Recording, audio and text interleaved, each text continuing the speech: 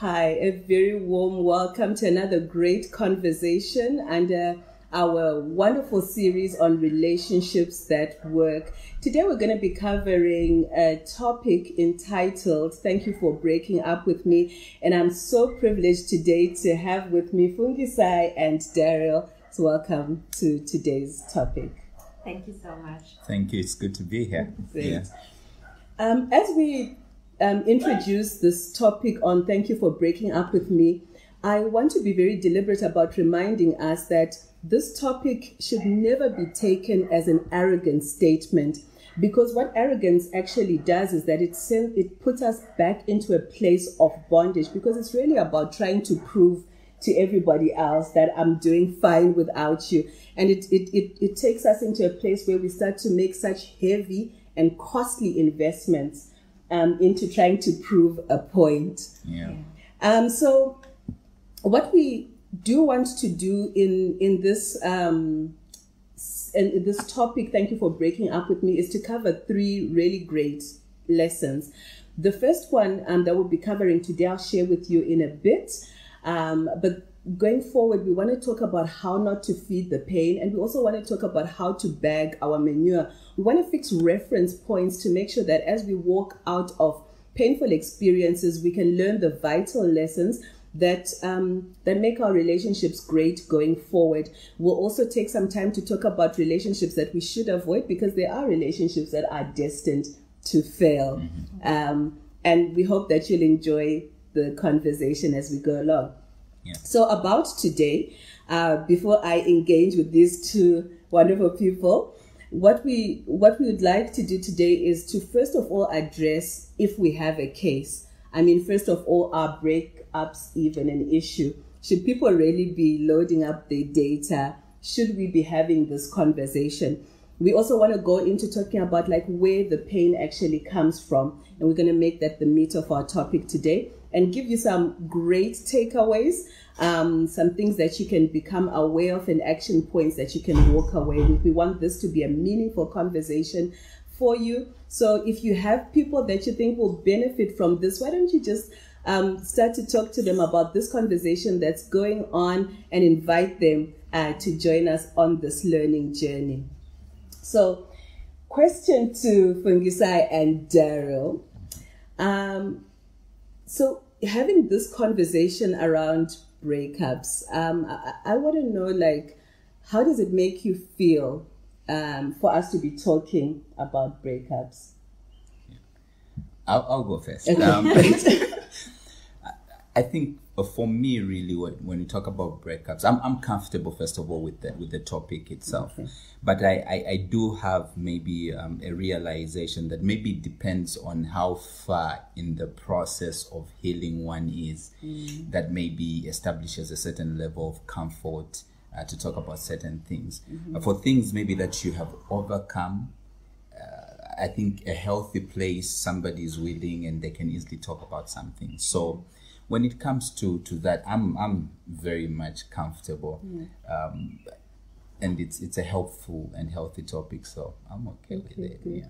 Yeah. Men can talk about breakups? Oh yes, I mean, usually we might act like we don't want to talk about it publicly, but we do have conversations with fellow brothers in the cave where we talk about certain things that maybe are bothering us, especially in a place where you're comfortable and you can be vulnerable without being seen as weak, especially for men. So yeah.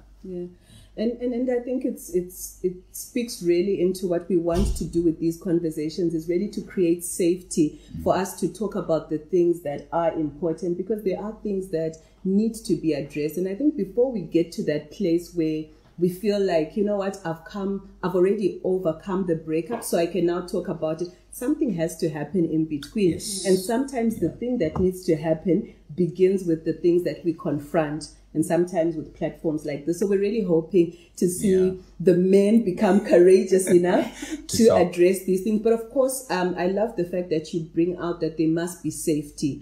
And so we're not trying to say talk about it out there in the market, but find the safe places where I think that we can address these things.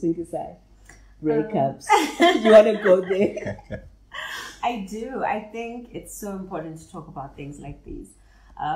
I would say the society we live in now does not allow for us to be vulnerable. It wants us to portray happy picture, to portray I'm doing just fine all the time. And yet that is not the reality of the situation. That is not realistic for anybody. People go through breakups all the time. They go through heartache all the time. But we are constantly being told that we need to be strong, we need to rise above, we need to wipe the tears, dust our shoulders off and get up and go. And yet we are missing, like you talked about, the process of healing. Right. Yeah. And we are almost forcing people from heartbreak to up and running. I'm doing great. I don't need nobody. Yeah. You know, and that's not true. I'm better since I left you. Exactly. Exactly. And yet it's not true. We are not allowing people to just feel the pain, to just go through the process of, I'm hurting. Yeah. I want to cry about this, and allowing people to cry about it. Yeah. So I think also because of the kind of world we're living in now, even for women, there's pressure to keep up appearances, to make it seem like we are doing fine, even when we're not. Because you don't want to be that woman who is not empowered, because for some reason, being empowered means you don't get hurt.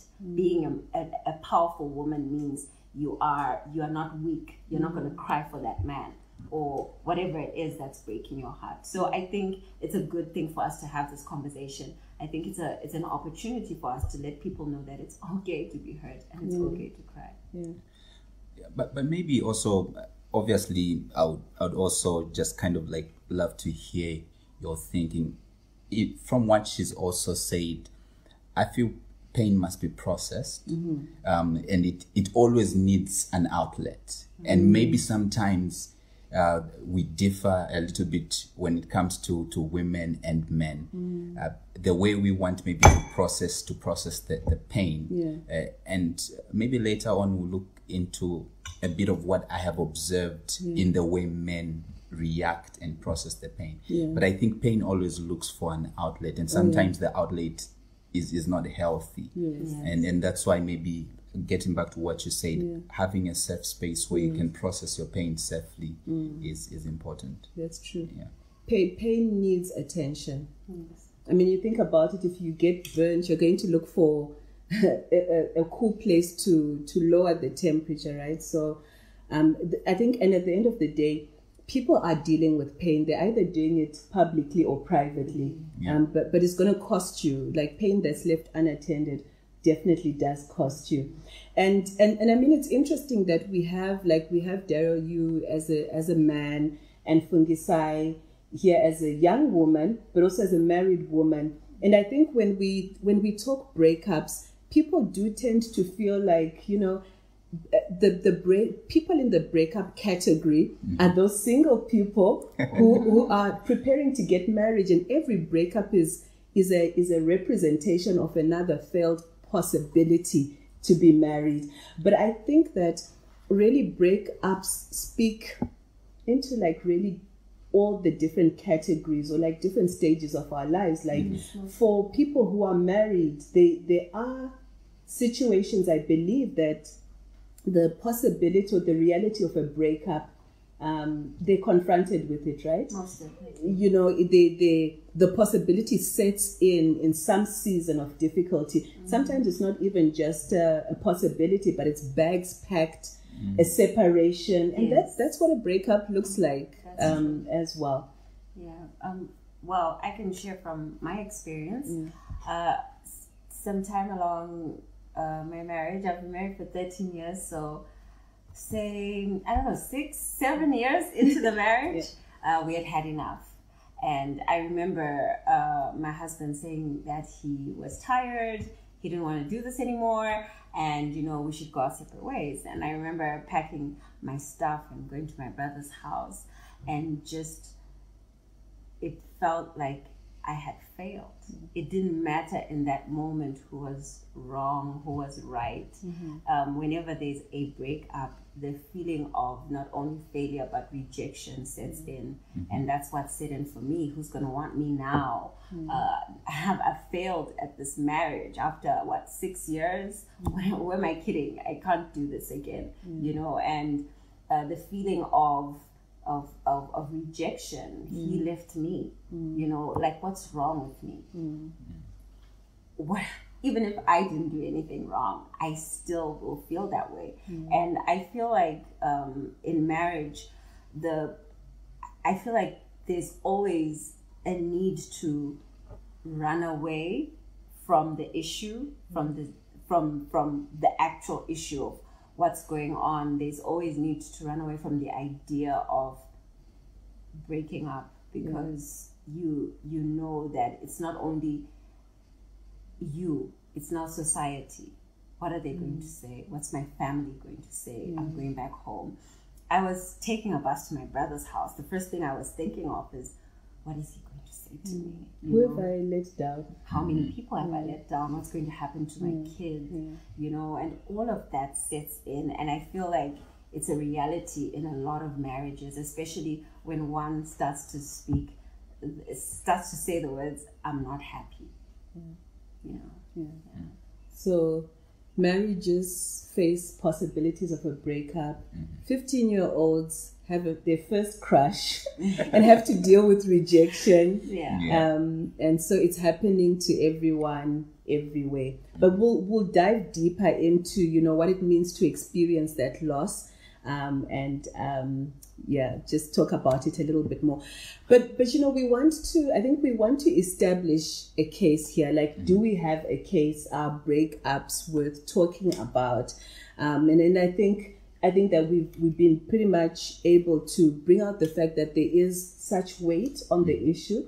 There's a degree of shame that we do need to start thinking about. But I think a great takeaway for us also is just to know that just because work is hard does not make it irrelevant. It's still valuable. So sometimes the most valuable work we're ever going to do will place high demands on us. And so we're hoping that we find the courage and, as Dario said, safety for us to be able to process the difficult things. Really getting into the meat of what I feel like we want to talk about today is addressing like where pain comes from. And the reason we must talk about this is because I think a lot of the time when people when people experience loss, they start to measure just like how bad they feel about the loss, or they mirror it to the extent to which they love someone. So in other words, because I'm hurting so much can only mean that I love the person that much.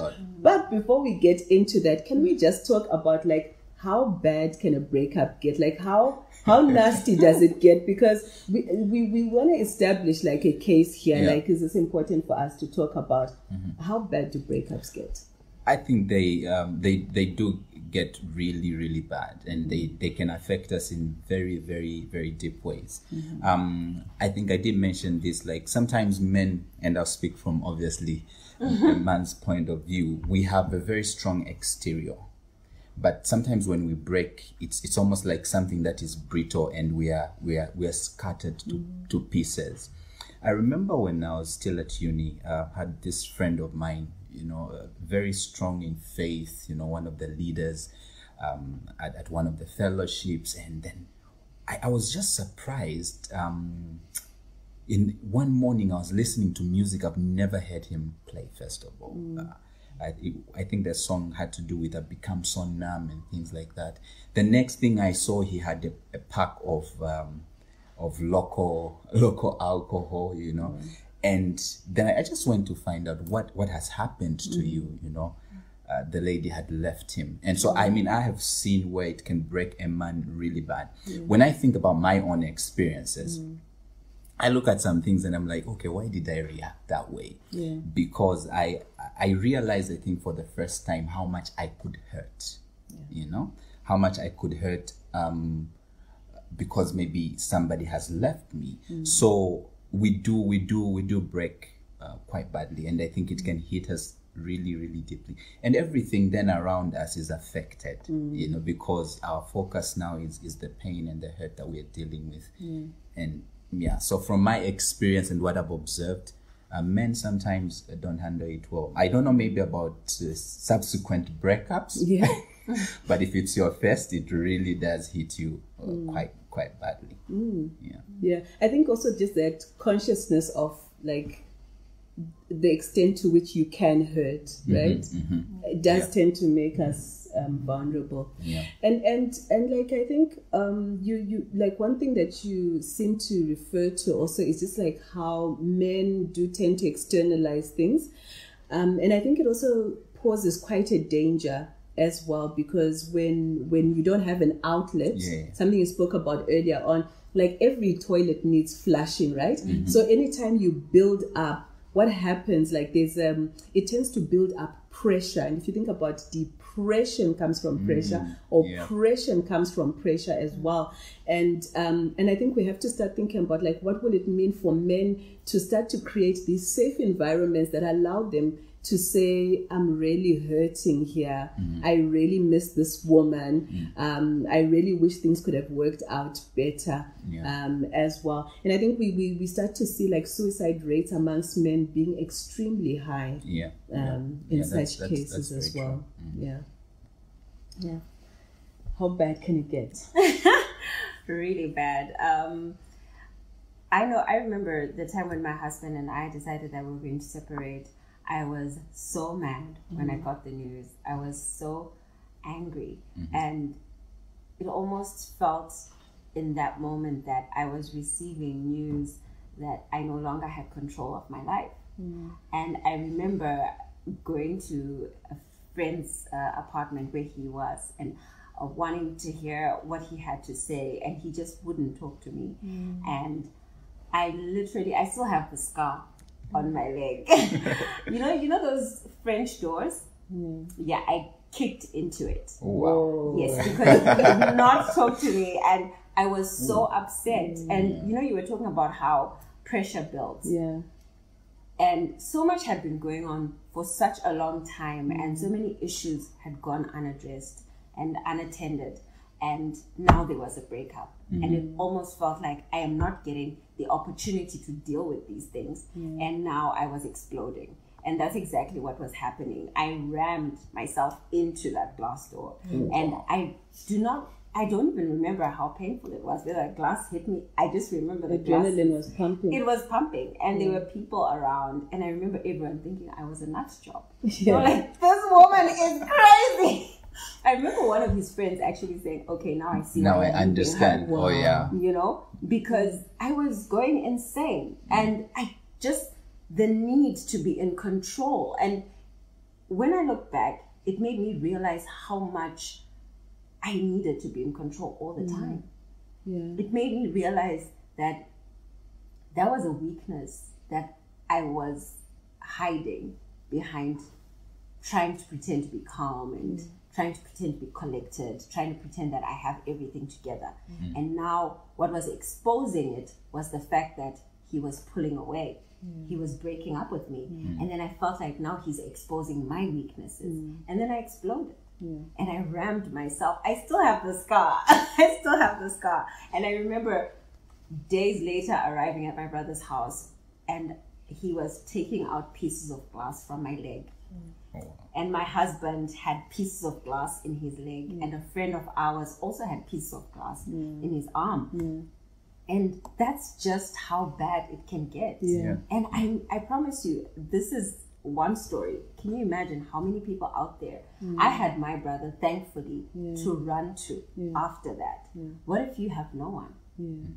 And you're exploding, and that's what happened for me. I went nuts. I had never seen myself that way. And I never thought, this is Fungi we're talking about. She's so nice. She's so sweet. You guys, she's so bubbly. And I promise you, like, that happened just like in that instant. The fear of losing control. Losing control over my marriage, over him, now all of a sudden he's breaking up with me, Yeah. you know? Yeah. And that's what it was doing to me.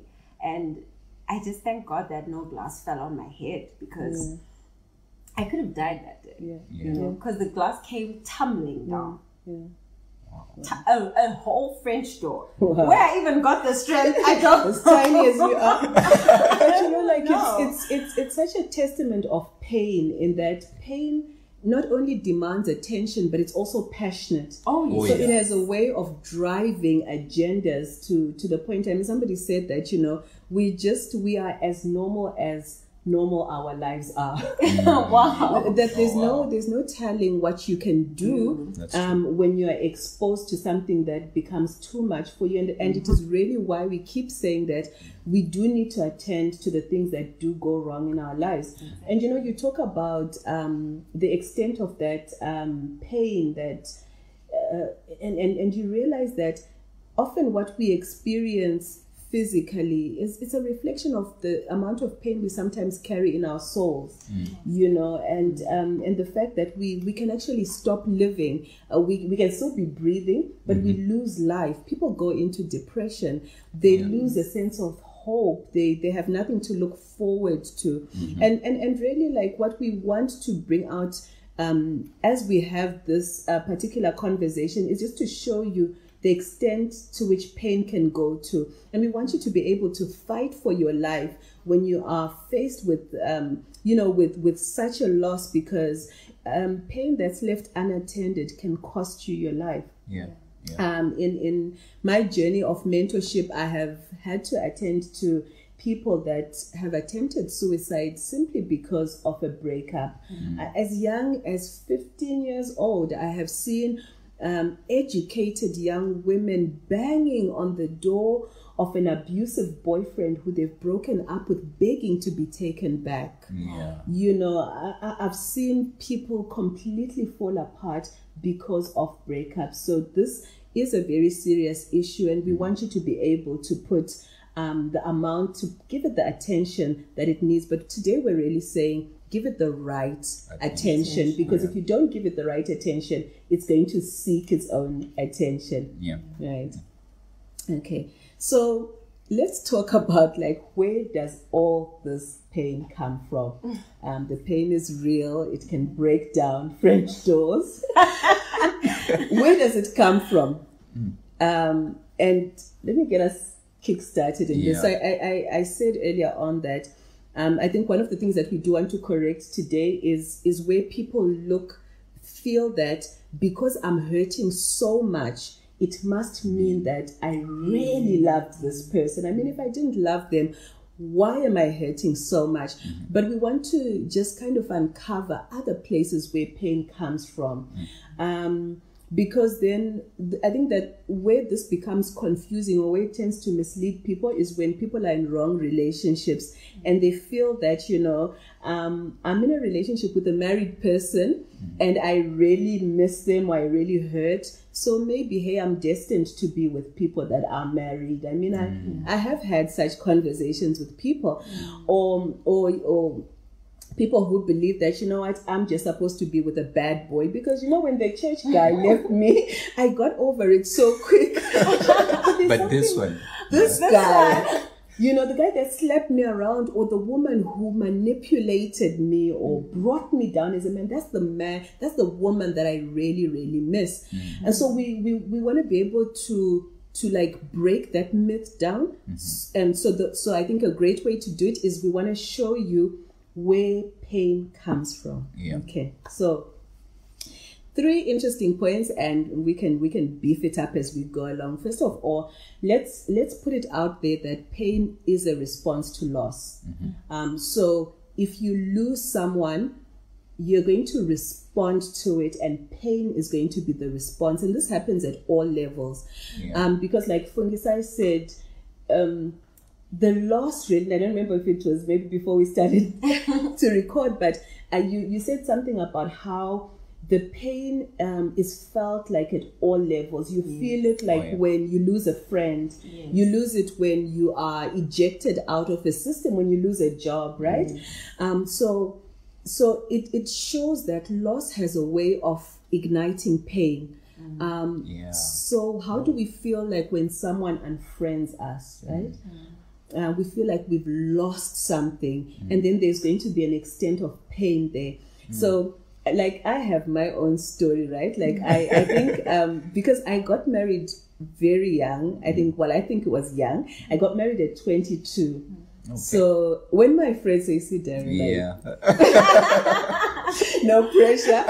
But I got married at 22, and when I was already married and probably had my first child, my friends were still in the dating scenes, and I was observing some breakups and all of that. So I didn't have like as many breakups as I probably could have had if I'd remained waited a little longer. So just a disclaimer there. Why I don't have like many breakup stories. But I do remember like something that made a really heavy impact on me. And this was not even a relationship I was in. I think I must have been like 16 or 17. And I was at an all-girls school, and there was a boys' school that we used to meet with like during special occasions. So we'd had these boys that came from our brother's school, and because I was a really quiet girl and wasn't really one of the popular girls, I happened to see a new boy from the school and made a comment that he was cute. That's all I did. I happened to tell a group of girls, and I said, "Oh wow, okay, he's cute." That was on a Friday, and I kid you not, on Monday I show up at school and there is a whole mock court waiting for me of girls who needed me to answer why I said, like, why would a girl like you, Gladys, plain Jane and everything, even make a comment to say a guy like that is cute, right?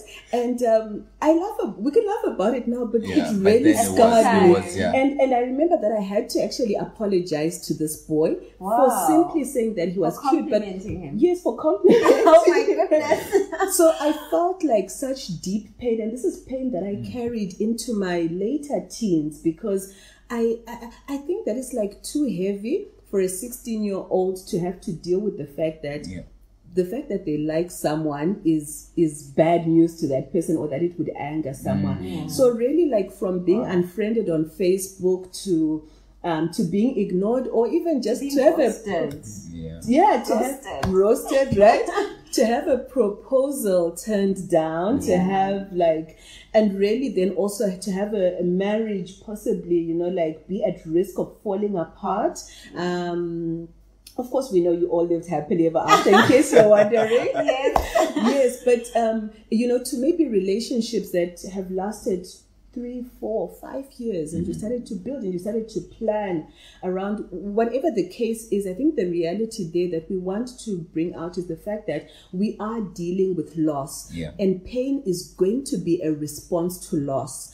Now, why is it important for us to be having this type of bringing out this particular point is because of the fact that you've got to be able to separate the fact that you are in pain as a result of loss from the person. Right? And we're not trying to say that every breakup doesn't end in a reconciliation, because there are people who have come back together. But as we end this conversation, I think we must talk about, how do you come together? Like, what's some of the work that you need to do? So very quickly, I think that let's just look at like 3 levels that I think that we experience loss. So the first thing is, I think we lose relationship. Right?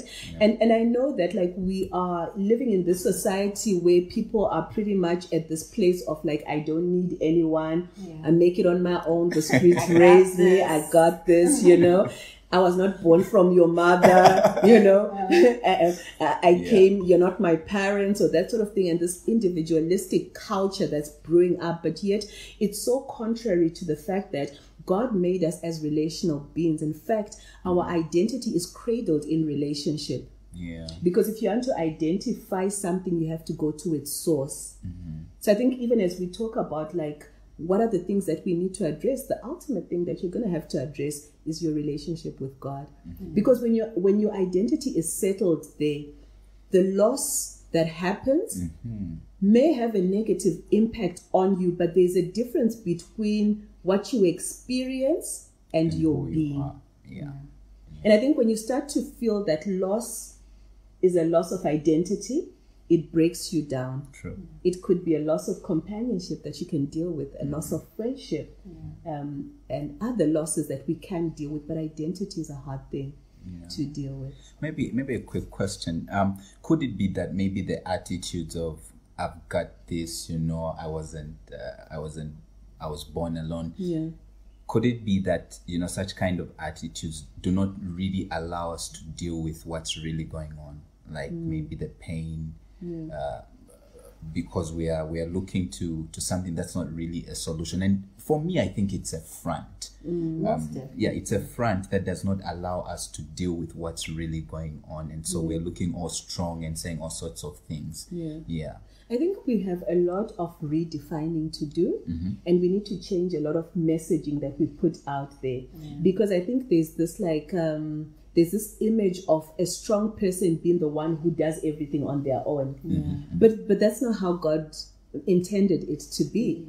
Strength comes from a reinforcement that we have from having family and friends, people who are going to like Moses had Aaron and her. The great Moses, like he needed some two men to lift up his hands so that the Israelites could conquer.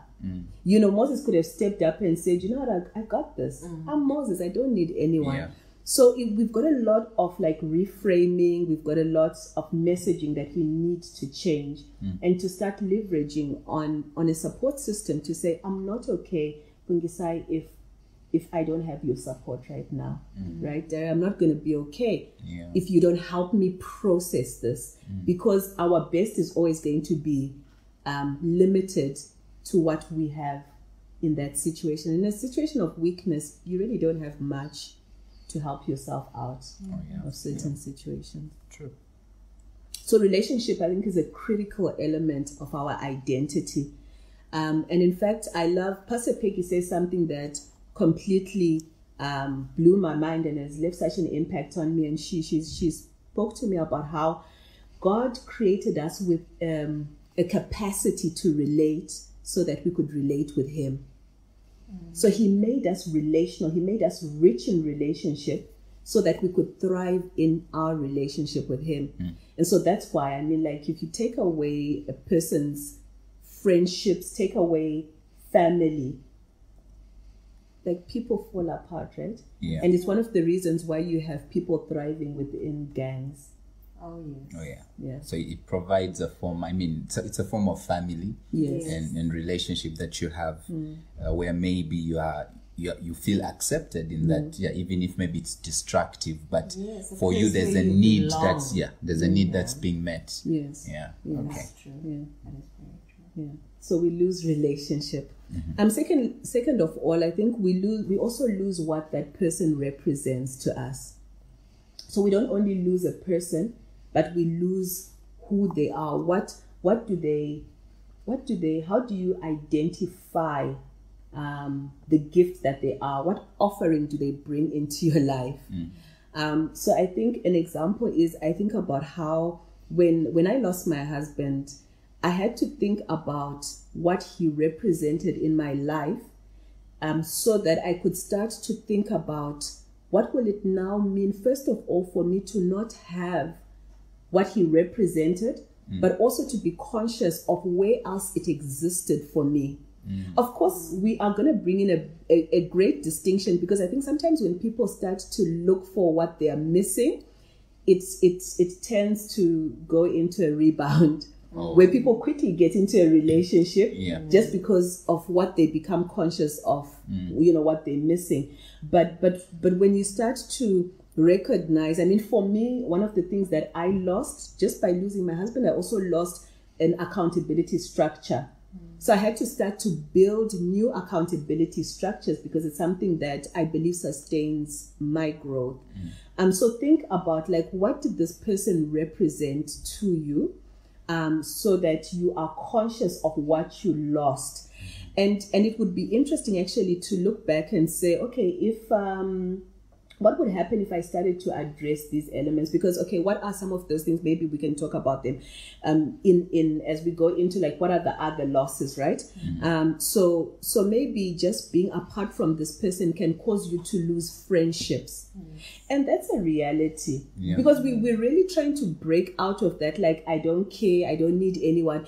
But like, if your breakup means that you now have to lose some of your friends, that's loss on loss. And how conscious are you of that additional loss that you've experienced?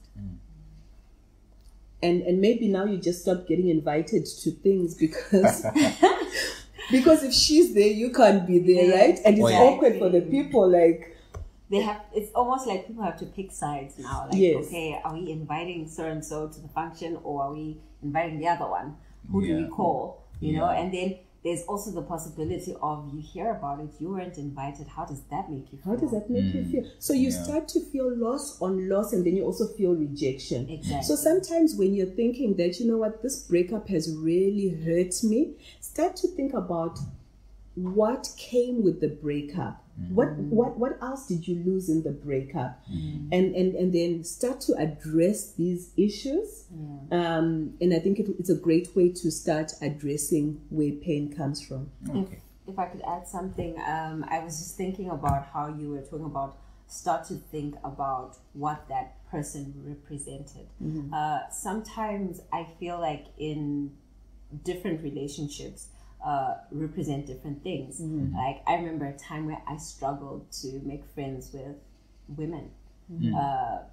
It was a struggle for me, and so as a result, my natural default mechanism that I had for myself was I would keep away from the ladies unless they came to me. And I remember I always would hear the enemy say to me, they don't like you.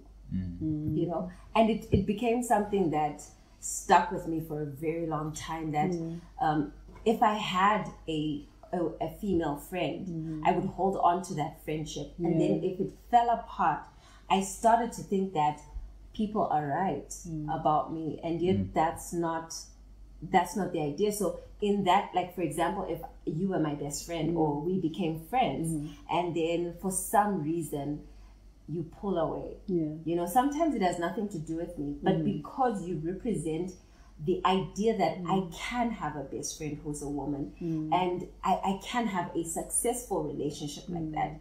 And now it's been taken away from what does it say about me? What kind of a woman am I that I cannot have other female friends? And sometimes it's not because I did anything wrong.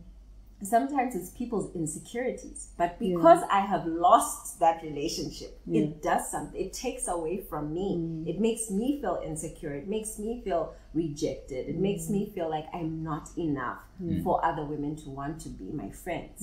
You know, you walk into a place and you find a group of women talking, and you think, oh my God, they're talking about me, right? You know, and even if they are, you know, I'm trying to say that sometimes it's not even you. You know, sometimes people are insecure.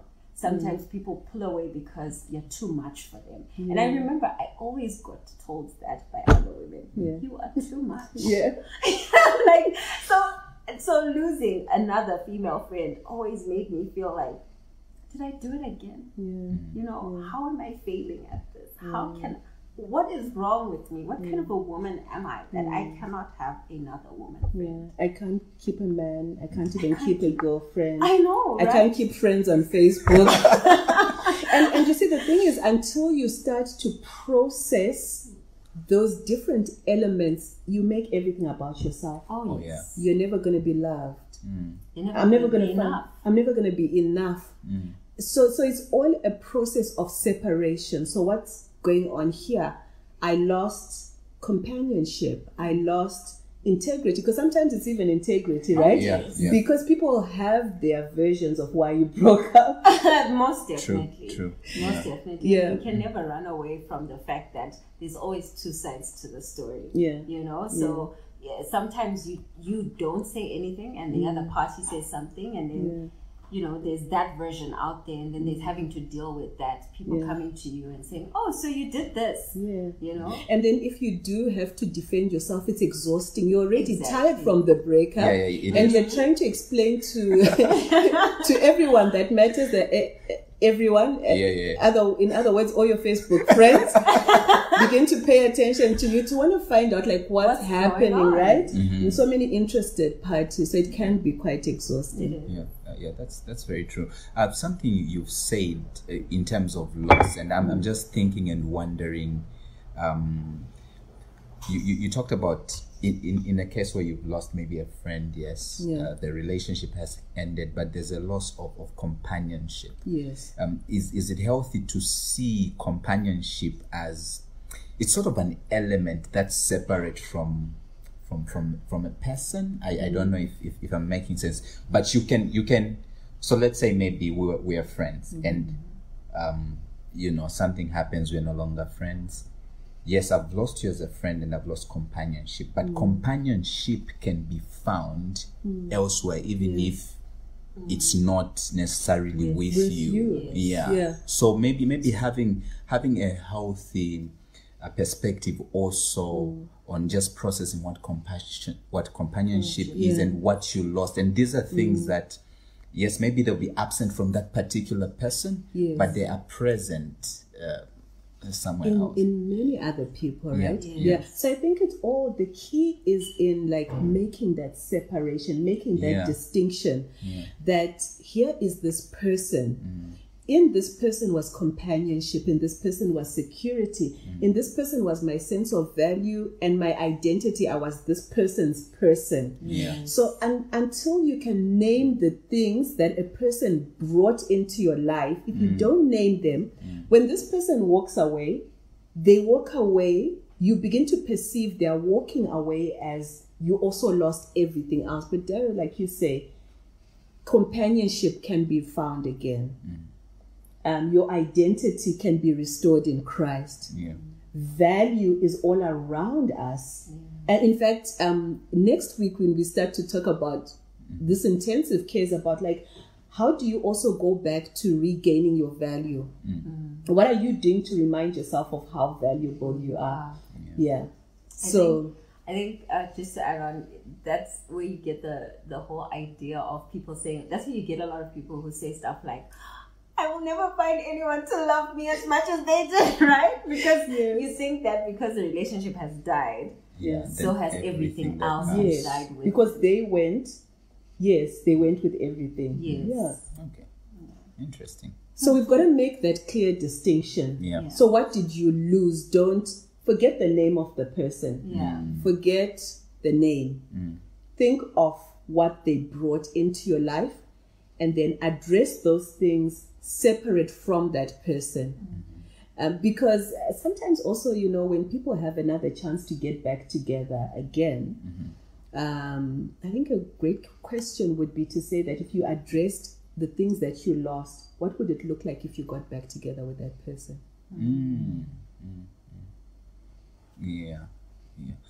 I have another thought, maybe just a question to bounce off.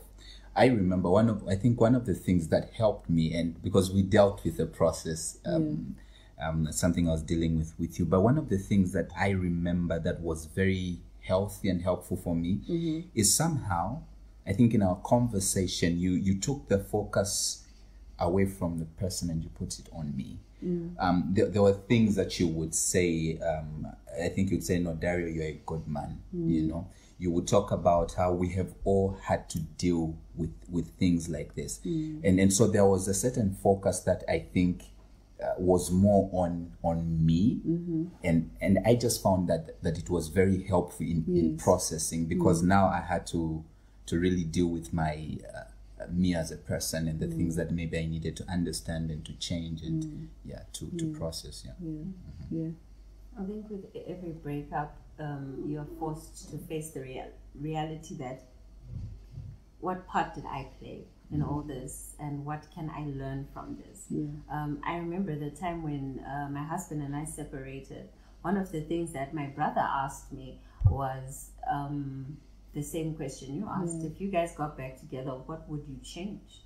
You know, and it allowed me to look at things, to come out of the breakup and look at things from the balcony, from outside.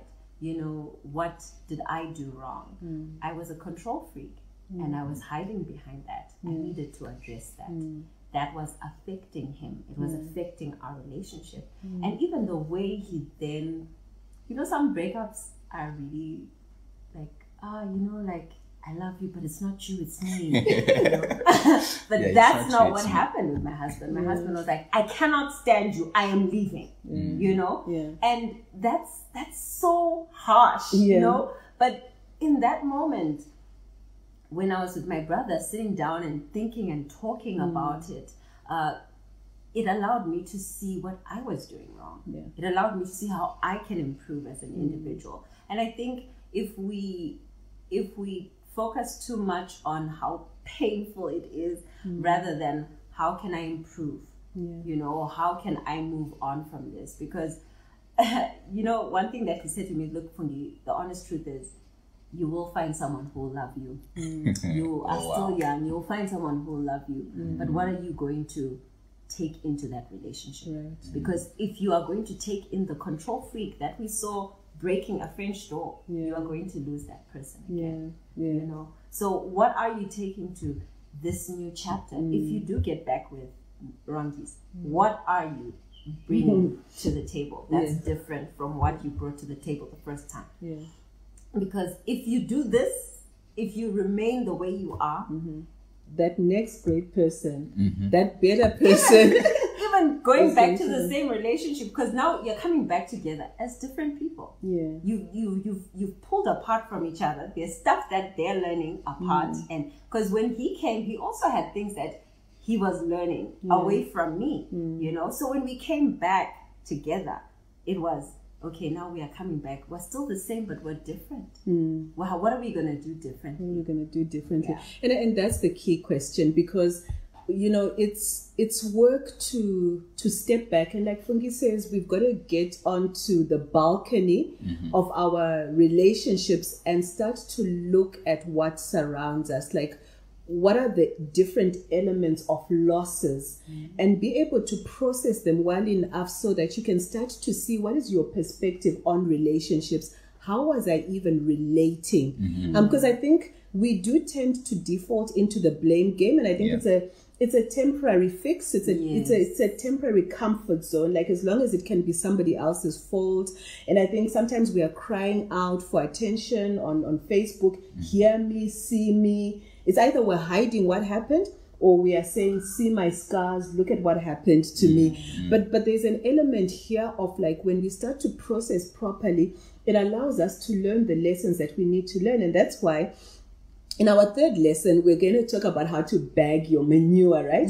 What are you going to walk away with? Or what are you going to come back into the relationship with? Because you've got to look at, how have you related? Have you been relating well? If relationship was a person, separate relationship from this other person and look at, how are you and relationship doing? How are you and identity doing? Like, what frames your identity? You know, how are you going to process the things that you have lost? So if people don't want to talk to you because of the breakup, how are you processing that? Because you're going to have to process it. If you don't process it, you'll walk away with false perceptions, and, you know, like, it's such a bitter, angry person who's still making Johnny pay for Jimmy's faults, right? Or Sally pay for Jane's issues that you had.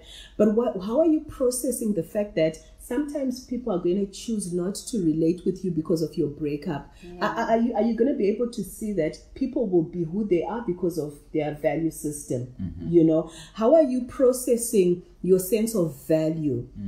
Because sometimes relationships put us in a place where we get carried away and it's all about this person. I mean, I can tell you, like, for me, like I said to you, being married at 22 to this man who was such a gentleman and really was so you know, like he knew how to treat a woman. And for me, like, I just felt like this is it, you know, like, this is who I am, Noah's girl, and Noah's girl is everything I am. And I remember that God taking me to a place where he needed me to step back and remember that he is God. It was when in the first sort of like end of the year, I'm realizing that, okay, Noah forgets stuff. Like Noah gets angry sometimes. Sometimes I irritate Noah. But I had to remember like what defines like my value. So all of that needs to be processed. How do you start to process when you look at integrity? When your integrity has been shaken, how are you processing issues of integrity? How are you processing even the status that you've lost? Because maybe you didn't really want to be around the single people, because maybe the single people are always crying and claiming marriages and tapping into marriages, and you never wanted to be in that grouping. So when your status change, how do you start to process status? Because guys, I think that, you know, like if we start to process all the stuff well, it gives us an authority of understanding that these things that we are processing are gifts, they are offerings that come into our relationships despite the person. Because if you don't process it well and you have the wrong perception of a relationship, the next person you'll heal. The next person will come along, but you bring, like Fungisa said, you bring into that relationship your perception of relationship, your perception of status, your perception of identity, your perception of integrity. And so all of that has to be fixed. Guys, we're rounding up. What's on your heart? Okay. Maybe just a few things as we wind up. The other thing maybe that you have mentioned in terms of processing, I've always found that what helps to deal with certain things, or what helps to remove chaos from any situation or life, is structure. You know, when you look at I get this when I look at scripture. Genesis chapter 1, scripture says, in the beginning God created the heavens and the earth, and it says the earth was without form and it was void, and darkness. And then he begins to bring order by his word, and he begins to bring structure. And where there's structure, I think beauty begins to re-emerge. And I think part of the way that we deal with certain things is having structure. Who do you talk to? Who can you talk to? I mean, sometimes what helps is take a jog every evening. You know, I did that quite a bit, and later on I began to see that it was helping me deal with certain things. That's what all the jogging was about. I think so. You know? I think it helped, because I did quite a lot of it. And you know, and I think, like, I hope Darius gotten you excited for our next lesson, because we do want to talk about, like, we want to give you some wisdom. How do you deal with the pain? Because, like, we're not here trying to say that a breakup doesn't hurt, right? This is why we went into talking about where does this pain come from. But you've got to be strategic. Like Darius says, what structure do you have? When you're ill in your body, you go into a system and a structure called a hospital that is deliberately set out to help you through that process before you're discharged. So yes, you're going to be okay, but what are you doing in the meantime? So structure is everything. I think, and maybe I'll just connect that to a last thing I will say is that particular structure now helps you to process the pain properly. Right. You know, you won't rush to things maybe that would dig you deeper into other problems. I had moments and opportunities actually where I could do something that would have wrecked my life, but I was very conscious of the fact that if I do this, it's actually not going to resolve my problem. It will probably create more problems if I tend to this. So I think being aware of certain things really helps. Great. Can you say what's going on with you now? What? Well, just listening to everything that you're saying, it brings me back to when you talked about being a young wife and not necessarily wanting to be around single women. I remember the first 5 years of my marriage, I was like you. I got married young. I was the only one amongst my friends who was married at the time and taking care of a household, and I was, because of the status of being married, I was somewhat better You know, it made me feel like I was better than everyone else who wasn't married. And I think that's a lie that that needed to be dealt with, because for a long time I could not stand other women around my husband, even if she just said hi. I was those wives who'd be like, who is that? The minute she just walks up, who is that? You know, I know what you're thinking. Yes, exactly. You know, I brought that. There was always some form of hostile environment around me with regards to my marriage and my husband, and being separate from him during that time allowed me to, like I said, take a step back and look at what needed to be addressed.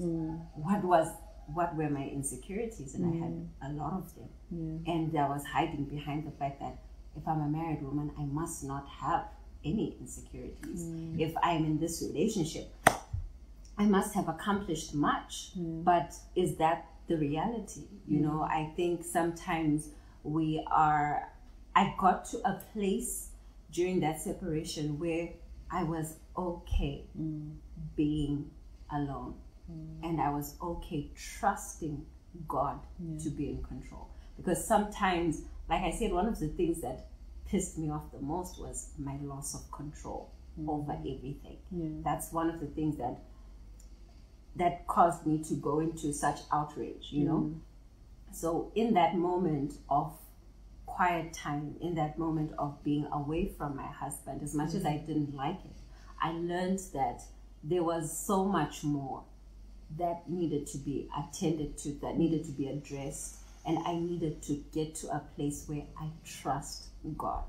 And in that marriage, I just wasn't trusting him. I just did not trust God to take care of things, to deal with things, you know, and to handle things. And I remember during the separation, my parents were like, oh, what do you want to do and stuff. And I was like, you know what, I think it's time, because I bounced from my brother's house to my parents' house. And then I remember when it was time, the Holy Spirit said, it's time to go home. And I went home. And there's nothing that home was at my husband's place, my marriage, you know, and there's nothing that is more comforting and more peaceful than getting direction from the Holy Spirit. And I needed to be in that place. I needed to switch off the noise of friends and Facebook. And I remember at the time there was Facebook. And I promise you, there was no sign that my husband and I were going to get back together, because he had just posted a picture of him and his girlfriend, you know. So when the Holy Spirit said it's time to go home, I was like, that is so crazy. Because this brother is already with someone else. Like, what am I doing? But I trusted him. So I did. I packed my bags. Even after applying for work in South Africa, you know, I packed my bags and I went home. And when I got home, I found him home. I didn't even know he was going to be there. I thought he was still with his girlfriend in Zambia, you know.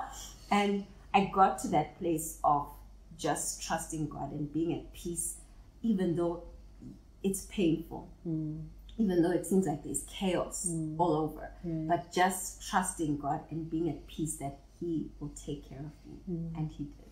Wow. Great. Beautiful. Yeah. So I'll ask you to bring in, like, if you still feel you have like just something you want to close today's discussion with. I don't want you to go back with that one thing in case somebody really, really needs it. But listen, if today has been helpful for you, if this conversation has been helpful to you, sometimes it's just that one thing that you needed to hear that can shift. It's like a bolt that you tighten up that strengthens the whole shaky structure. Just go ahead and share with us. Drop something in our comment box below. Tell us what you're becoming conscious of. Tell us what your takeaways from our conversation today has been. We're not done yet. We still have 2 other great conversations. Today, we really wanted to just lay the foundation for us to really talk about how to find our healing and to walk away strong, or to walk back strong, if that is the journey that the Lord is taking you on. I know that we laughed a bit in this conversation, but we know we are conscious of the fact that it hurts. Loss is going to cause pain. So in other words, pain is a response to loss. And as long as you're feeling that pain, what we're saying to you and what we wanted to say to you today is really that find the courage to deal with that pain, because if you don't deal with it, it's going to start demanding its own attention. We also wanted today to show you that there is a place where this pain comes from. And when you start to address it, it becomes a great opportunity for you to grow as an individual. The different elements of the offering that a relationship presents you with, when you break all of those things down and you start to address where you stand with relationships, where you stand as far as security, where you stand with your identity. And like Fungisai said, where do you stand even in terms of your attitude, even in terms of your insecurities? Don't allow the person who walks out of your life walk away with your healing as well. The only way you're going to claim your healing back is to stand on the balcony of your life and start to see all the different elements that resulted in loss so that they can be addressed. Yeah. Any closing contributions from the two of you? Well, I mean, something you've just mentioned that struck me, and I think it's important, is the question of identity, which I feel like when I study the scriptures, it's the one, I feel it's the first thing that God gave man, 1:26, let us make man in our own image. Right. God was giving him back giving him identity. And even I think the idea of us being born again is literally a restoration of identity. So what gives you identity? Because when everything falls apart, your default will be to what gives you identity. Right. So can everything fall apart and you still have meaning, and purpose? Can you still walk the journey? Can you still live life? Or if everything falls apart, then you're done and dusted. So I think the question of identity is very critical. Yes. Yeah. I think one of the things I will say to those watching is identify people who love you in that season. Sometimes we fall into the cycle of the need to be alone because I just want to be alone, but they allow people to be there for you. And sometimes allowing people to be there for you means opening up even if you don't want to. And I know that in my season, I needed people to be there for me, even if I refused. But luckily I have a brother who just refused that nonsense. And he was there for me. But allow people to be there for you. They are not a breakup is not the end. It's not the end. Sometimes it's the beginning. It's the beginning of something amazing. It's the beginning of healing. It's the beginning of more other beautiful relationships. So allow people to be there for you if they want to. And it's okay to just, like you said earlier, tell someone that I really need you right now. Yes, people are busy, but I believe when you say it out, like, okay, I really need you. This is really hard for me. People will be there for you. That's right. And you want to make sure that it's the right people that are there for you. So, friends, nothing makes sense outside the Word of God. And like Daryl says, relationship is going to be about getting back to the place where you are valued most. Ephesians chapter 2:10 says that we are God's workmanship. He created us for good works. And we've got to go back to the place where we are valued the most, so that our value is secure and everything else around us becomes a loss that can be addressed, but not one that identifies us.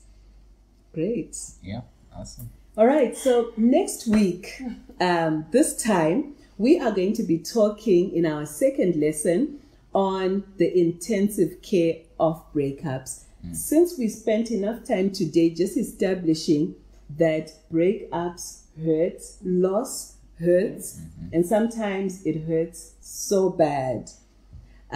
We want to now begin to look at how to get intensive care during a time of great loss. And I know that one of the things that we're going to talk about is not to medicate the pain with certain things like Oh, yeah. breakup songs. Do you guys know any breakup songs? Of course.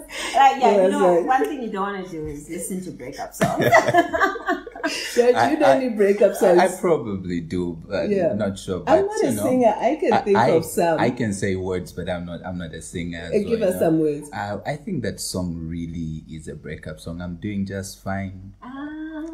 She has the tune. I'm doing just fine. Getting along very well. And with a box Without- of tissue, right? Without you in my life. Oh yeah, there's a song that I just heard by this lady called Yeba. She's an amazing artist.